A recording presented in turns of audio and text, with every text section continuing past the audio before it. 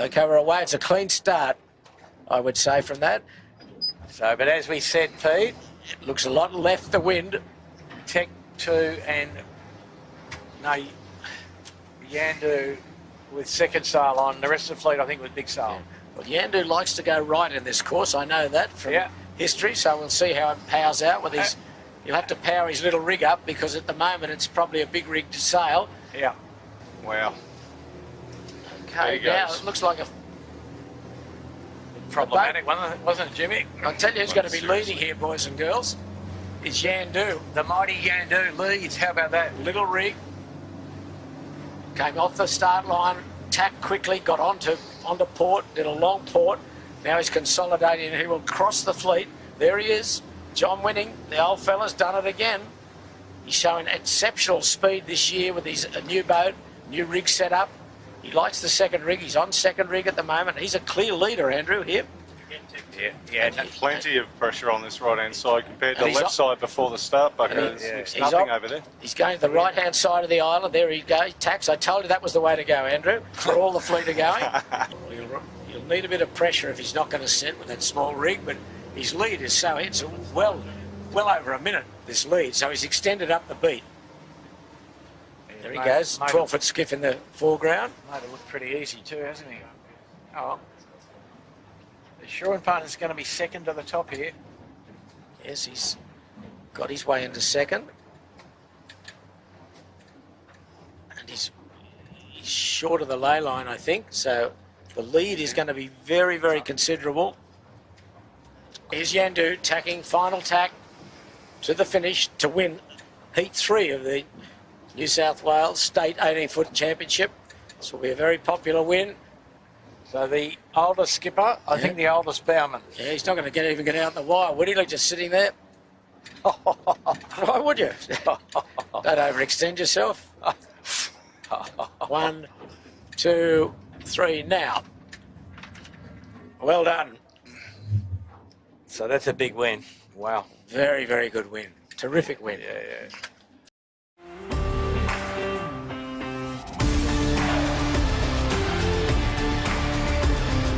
This is the Sailing World on Water, December 10, 2021. These are highlights of the sport of sailing, filmed in the last 7 days. We started with Race 3 of the New South Wales 18-footer Championships, and the class's mentor and oldest skipper, John Winning, had a thrilling win in his new boat, Yandoo. Yandoo grabbed the lead early in the race to hold a 20-second advantage at the first windward mark in Rose Bay and steadily increased her lead throughout the southeast course. The Yandoo team is John Winning, Mike Kennedy and Fang Warren. Elsewhere on the harbour was the inaugural Australian Maxi Championship.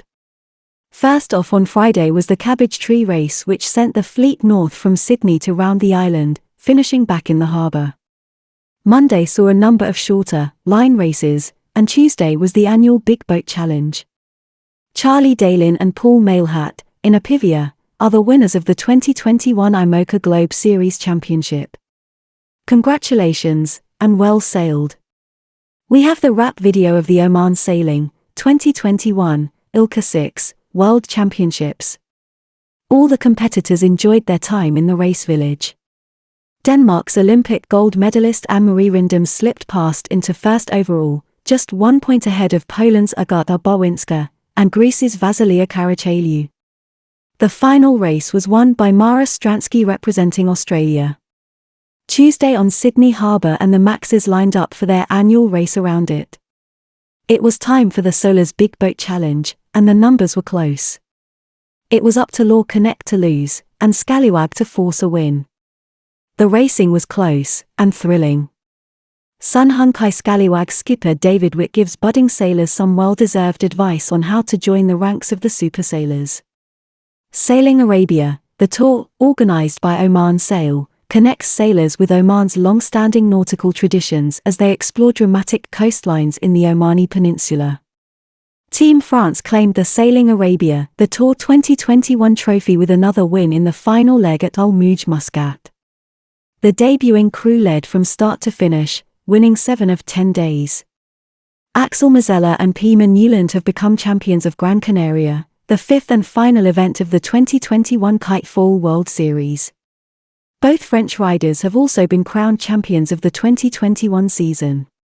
For Mazzella, this is his third World Series title to go with his victories in 2017 and 2019. For Newland, her maiden victory in the series is the perfect conclusion to a dramatic year of improvement. Now over to Sydney Harbour and the start of the Cabbage Tree. Last weekend saw the Cabbage Tree Island Race, run by the Cruising Yacht Club of Australia. It was the lead race in their series as a run-up to this year's Rolex Sydney Hobart Yacht Race. It was also the clash of the Maxis, Law Connect, and Scallywag. The remaining Maxi, Black Jack, withdrew due to a crew member testing positive to COVID. So we're starting to see a big bunch up down that line. So far so good, doesn't look like anyone's over just yet. We're approaching the final seconds. There we go, there is the start. Here we go, and Scallywag. And also Law Connect. Looks like there's an individual recall for someone. Yes, there was an individual recall. I think it was someone in the middle of the line. So I don't believe it was one of our Supermaxis that just seemed to be launching out of there, just like Whisper. Whisper's just to windward of the Law Connect. So Law Connect wins the start. The Supermaxi, the 100-footer. Whisper had a brilliant start. And remember, she's nearly 40 feet smaller in length, and Scallywag is not far astern and gradually overtaking Whisper now. So Whisper, certainly just a beam of Scallywag, the much larger Scallywag at the moment, and Whisper has captured everyone's imagination with this scintillating start here in the Cabbage Tree Island Race. So Law Connect just punching out above Scallywag's line here, but just down below your screen is actually Vaucluse. So there will be a jibe coming up very shortly. And I think Scallywag will want to start thinking, okay, well, how do I try and take advantage of this? There are still some more jibes to come as we make our way down the harbour. As we look back up the harbour, you can see that the fleet's starting to open up. There are jibes happening a little bit earlier than what we may have thought with the dead southerly breeze.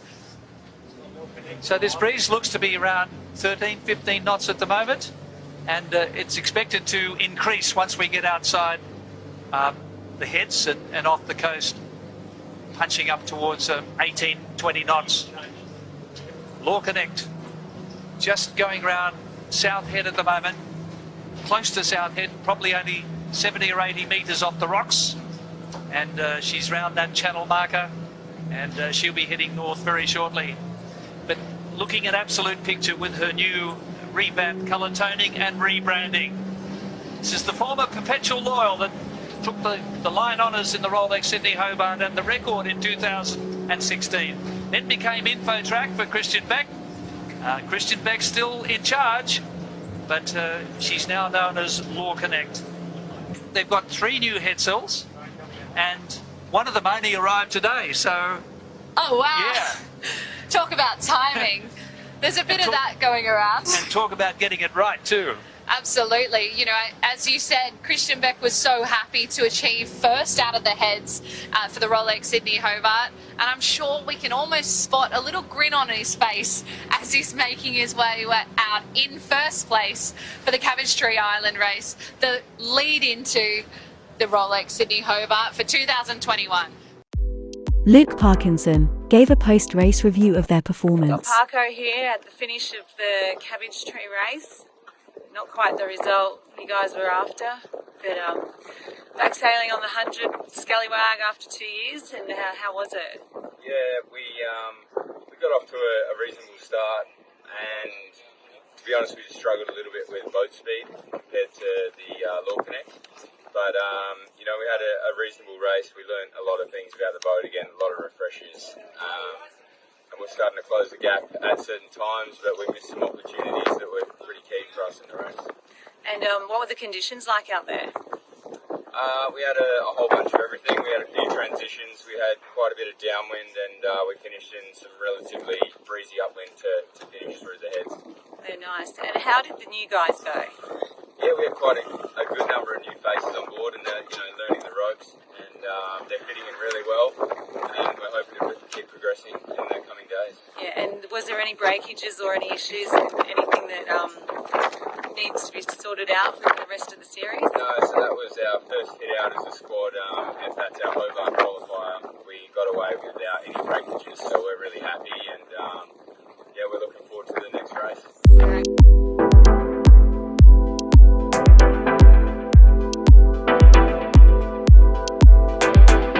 Team Sun Hunkai Scallywag's crew boss and watch captain, Phil Harmer, chatted after the Income Asset Management Australian Maxi Championship passage races which were held last Monday. It was a good day for us on Scallywag today. It was a massive improvement on yesterday. Really good crew work again, and just all the guys. Another day on the water working together makes a huge step forward before the Hobart race. What was the race course format? The courses today were a bit shorter and a bit more turning more corners, so more inshore related, so lots of crew work, lots of manoeuvres, and the boat performed well and the crew did an amazing job, so we actually learned a lot today, and days like this really help us a lot. And you got a win. And we had a win today. Most important. Nice to get one of those up. How were the conditions? Conditions today were a little lighter than Friday night, probably an average around 10 knots for the day, so interestingly I think the 200 footers are pretty even in those conditions, so yeah, lots of positives came out of the day and we learned more about sailing the boat in lighter breeze, so overall it was a really good day. Any yacht issues?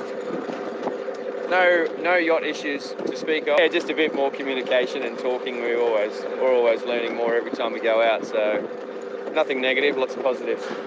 Any thoughts on Solar's Big Boat Challenge ahead of tomorrow's event? The weather for tomorrow is going to be pretty chicky. It's lighter than today, so I think we'll just have to keep it a bit simple. The course is always pretty tight around the harbour, so keep it all simple and just do our manoeuvres well and work on the boat speed, and we'll definitely win. Confident. Yeah. I like it.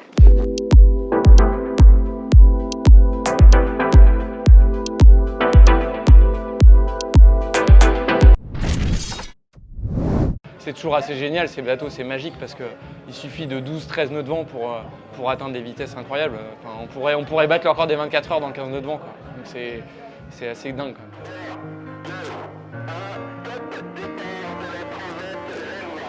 Ça a été une des régates intenses à chaque fois et voilà, on est heureux de remporter ce championnat 2021. On est super heureux avec l'équipe Apivia de cette saison. Kepos Vendée Globe, c'est vrai que voilà, il a fallu, l'équipe n'a pas rechigné à se remettre au travail, à la tâche. On a beaucoup navigué, ils ont beaucoup travaillé. Et voilà, on a eu ce premier super résultat sur la Rolex Fastnet, voilà, qui est un très très bon souvenir pour nous tous. Voilà, on a confirmé sur les 48 heures azimut, très heureux de cette deuxième place sur la Transat Jacques Vabre. J'ai adoré aussi l'intensité qu'il y a eu sur ces courses, surtout sur la Jacques Vabre où il y a vraiment eu un duel vraiment génial avec Charal et Linked Out. Puis tout au long de la saison, finalement, il y a quand même eu 4 courses IMOCA avec finalement 3 vainqueurs différents. Il y a vraiment un dynamisme qui est très fort au sein de la classe et ça pousse toutes les équipes pour rester en haut de la vague, si je puis dire, à travailler encore plus.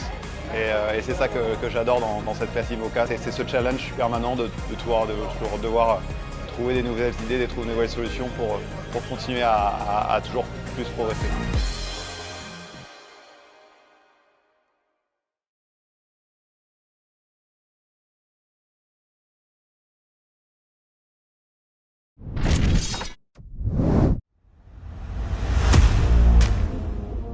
My first time in Oman. I really like it. It's super beautiful.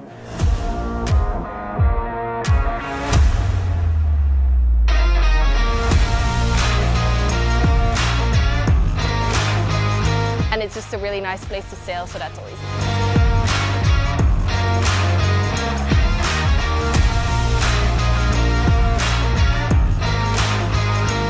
The weather is great.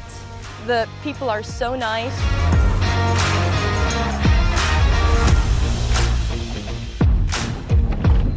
Yeah, Yeah, well, this regatta is certainly one of the more social ones that we have, just because everyone is staying in the same place.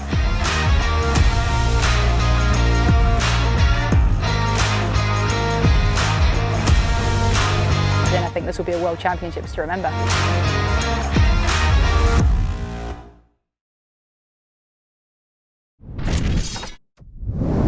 3, Money Penny's too early, go. There's a recall. There is a recall, and who was it? Looks like is it Money Penny? One of them's going back. Money Penny is going back. There was a recall, but well, it's Wild Oats that got the start on the committee boat end. They're all the way on starboard. Money Penny had to go back, so she's missed it badly now. Raw Connect standing out beautifully in front of Scallywag. They nailed it down at the leeward end. They're making life very difficult for URM, who's behind them, as well as alive. They're buried behind the two Maxis. Not a good place to be. A lot of wind shadow down there. What a wonderful sight on that. A clear Sydney Harbour, breeze of about 8 to 9 knots. Law Connect, bottom right of screen, just holding out Scallywag. They're going in towards Bradley's head. And this next manoeuvre is going to be critical. Can Law Connect get up onto Scallywag and tack before her? So URM tacky already. She got buried down there above the two Maxis. You just cannot be above these Maxis. There's such a massive wind shadow. Alive's just behind Scallywag. You can see them there. They're going to have to get out there as quick as they can. This is for the lead now. Law Connect will cross ahead when she tacks off Scallywag. She's done a fantastic job. We've got a Manly Ferry. Why wouldn't you? Manly Ferry on the day, coming ploughing back through the fleet. She'll come into vision shortly. She's bound for Circular Quay, the mighty freshwater. 3, 2, 1. Where is she? Oh, there she is, just the bottom left of screen. There she is. It's all about pressure and the lift. Scallywag's got nice pressure and lifting round the bow at the moment. Law Connect just getting the pressure back. So we're going to have a very exciting finish here, Gordon. The run to Shark Island and the reach to the Opera House where they finish. Weather mark first, and they're around. Great job, Scallywag. Full marks to you. So Law Connect's got to do another tack and then set. Approached by Dave Witt. Unfurled, nice job. Oh, come on, get that weather sheet off. That's good. So here's a bit of a manoeuvre on Law Connect. They've got a tack.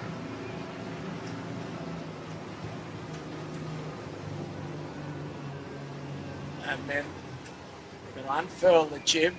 And they haven't got the reaching sail up yet. So they've got a lot of work to do here. Well, there's Law Connect. She's got no sails ahead of the mast. She's furled up her jib, or the sail she went upwind with, and they're just hoisting the reaching sail now. So they've still got a lot of work to do. But meanwhile, Scallywag is now about 100 metres ahead, charging towards South Reef, fully wicked up with their big reaching sail. There's the Sydney heads. And there in the distance is Scallywag. Wow, Dave Witt, he'll be thrilled with this. She's doing probably about 15 knots at the moment. So they generate so much wind. There's the Eastern Wedding Cake, Nielsen Park in the background for those that know Sydney Harbour. So there's some great shots of Scallywag as they run into Nielsen Park. And they'll do what they did last time, I think, Gordon. They'll run into Nielsen Park along the shore, jibe, go out into mid-harbour, and then attack Shark Island back on a port jibe. So they've still got a couple of jibes to negotiate. These boats are big machines. A lot can go wrong. There's a lot of equipment to be used with the furling gear. But at the moment, they are doing a first-class job.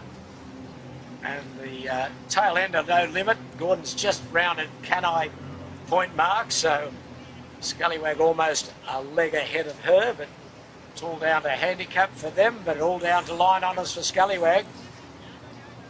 Pressure on here, one more jibe, and they'll...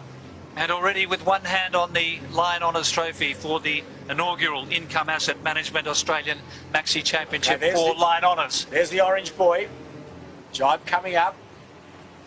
Furl on. Boat tipped over. Okay, so they're going to try and carry this to the finish, but they've got the jib on the foredeck in case there's any drama or it gets too tight to carry this, but at the moment it looks as though they'll do this reasonably easy. Here they go, there's Fort Denison.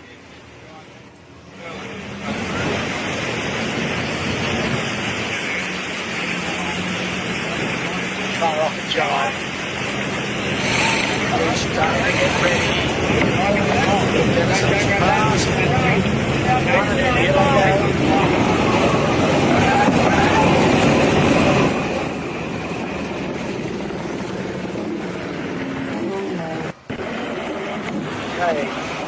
All very tidy, unfurled and laying into the finish, which is about 60 metres away. There's the finishing buoy. That's the view on Scallywag. Top left of screen is the deck view, and that's the drone view that we've got. Well, that's a great thrill for those boys, and very, very well sailed. David Whitney's team. Excellent. And they're going to cross the line, Peter Shipway, in just under 80 minutes. Triumph there for Scallywag, David Witt, the former Ragamuffin 100 owned by Sid Fisher. She sailed superbly here today in her conditions on Sydney Harbour.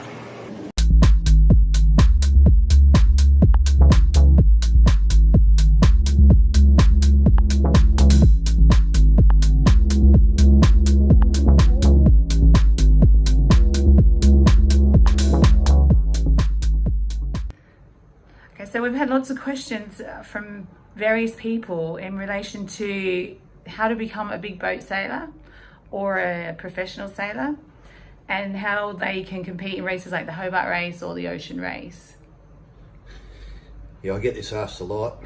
It's the same, it's a different question every time, but it's the same answer every time. I always laugh. I always get a text message around the first week in December from people wanting to come to Hobart on Scallywag, and I find it quite amusing because to put it into another sport comparison, it'd be like playing rugby league for Cronulla Sharks and not signing up at the start of the year, not doing pre-season, not playing or training any time during the year, not playing a game, and then Cronulla make the grand final, and then you ring up the club and say you want to run out and play for them on grand final day. I mean, it's a pretty similar situation. It's quite ludicrous, really. So the answer to the question is basically there's no easy answer. You've got to... I saw an article, Ken Reid made a comment, and it was pretty clever. He said what he was saying was everybody can be a good sailor, but to go to this next level, you need to have more of a skill set. You need to be a sailmaker, be a rigger, be a mechanic, be a boat builder. On the Scallywag team, everybody apart from just sails a boat also has a role. So Ferdy's our boat captain, he looks after the engines. I look after the hydraulics, Pedro and Wendy look after the sails, Nipper looks after, the bow, the furlers. Everybody can't just be a one skilled sailor, you just can't just be a trimmer. You've got to be able to have more strings to your bow. And the answer is to just keep turning up. You've got to do as much sailing as you can. But there are exceptions to the rule. I could give you an example. Ben Piggott, our bowman, started working for me cleaning boats at 18 years old, 17 years old. Ended up going around the world. He's our #1 bowman. And he just had a great attitude and a great work ethic. So probably the biggest thing, apart from the amount of skill set you've got to have and the amount of time you've got to put on the water, and you just got to keep saying yes to everybody and try and get a ride on every boat. The most important thing is probably your attitude and your work ethic and being understanding of how you fit in a team. A big boat's just the same as a football team or any other sport team. If you've got one bad cog in that, whether it's ability-wise or whether it's a skill set, but more importantly, if it's an attitude problem or an ego problem, that's always a disaster. So you need to have a very hard work ethic. You have to be completely dedicated to it, live and breathe it, and you also have to be prepared to do the long yards and bide your time. Be patient. So they'd also like to know how they get a job with Scallywag, or even just go sailing on the boat with the team. Well, the easiest way to go sailing on the boat is either to get an invitation on a corporate day or to win a competition on our Facebook page and win a ride. We had a guy, Craig Preston, come from Cape Town last year to come sailing in Hong Kong on the trimaran. He's a great guy, he had a great time. But apart from that, you know, we're always open. We're always looking for new young people. Our youngest crew member at the moment is Charlie White, who came from the Australian Olympic set up with a 49er. And he's another good example. I sort of didn't know Charlie, but I knew his dad and I knew a few people around that knew him. And I think not last year, the year before, he just turned up. We were at Birkenhead Marina, working on the boat, prepping it for the Hobart race. Charlie just turned up, introduced himself, asked if he could help out. Worked for free for about a week for us, worked his backside off. We gave him an opportunity on the boat. He was lucky that he did some work with Leopard and had some experience around the big winches and stuff.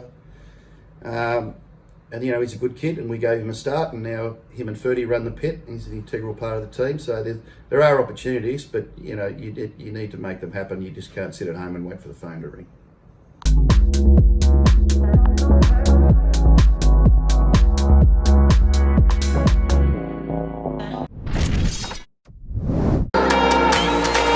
We've had really nice weather here, really warm. The landscapes are incredibly beautiful. It was really great, and we really can't wait to come back here.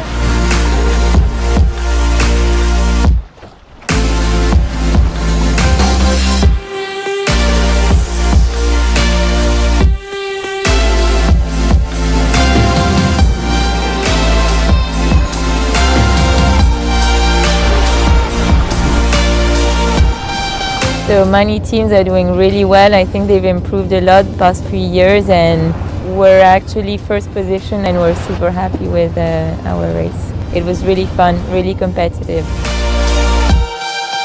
We're super stoked to have just won the race.